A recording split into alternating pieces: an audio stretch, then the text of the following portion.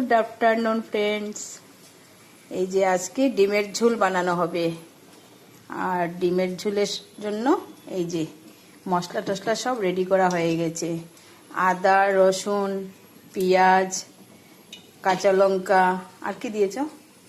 আর তো কিছু না, না এইসব দিয়ে টমেটো সব কিছু দিয়ে পেস্ট করা হয়ে গেছে।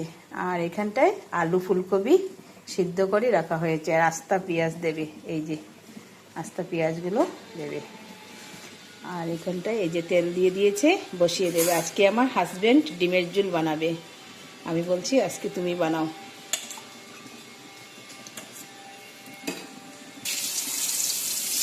ডিমগুলো ফ্রাই করে তারপর একটু রান্না কি বলবো, আর ভীষণ টেস্টি হবে।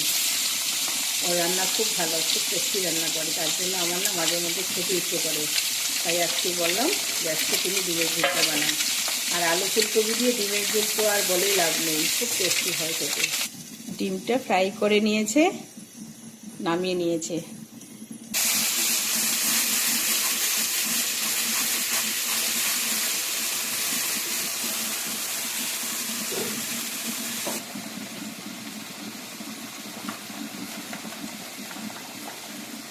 হলুদ গুঁড়ো, এটা কি দিয়েছে? জিরার গুঁড়ো না?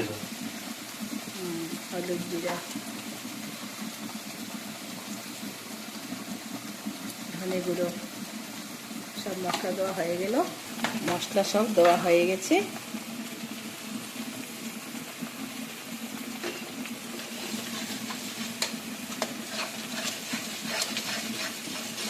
আমি একটু নাড়া দিয়ে দিচ্ছি।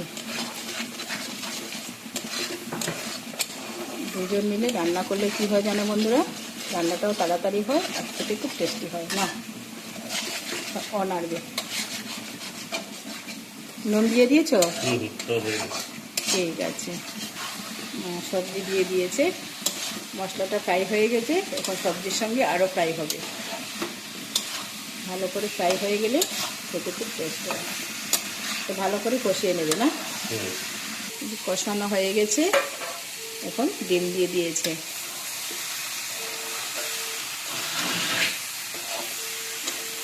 এখন গরম জল এই যে বসিয়ে দিয়েছি। আর এটা যে দেখছো বন্ধুরা, হাওয়া লাগবে না বলে এটা কেনা হয়েছে। এই যে বাইরে জানলা টানলা খোলা থাকলে হাওয়া লাগে না, তার জন্য এটা দেওয়া হয়েছে। এখন হাওয়া টাওয়া লাগবে না, আর তার জন্য এইটা সুবিধার জন্য এই গ্যাসে এটা বসানো হয়েছে। এটা অনলাইনেও কিনতে পাওয়া যায়। যে আমার ভাতটাও হয়ে গেছে, রাইস কুকারে ভাতটা নামিয়ে নিলাম। হয়ে গেছে, এই যে ঝোল দেওয়া হয়ে গেছে, গরম জল দিয়েছি তো চটপট রান্নাটা হয়ে যাবে। এখন রান্না এটা কমপ্লিট হয়ে গেছে।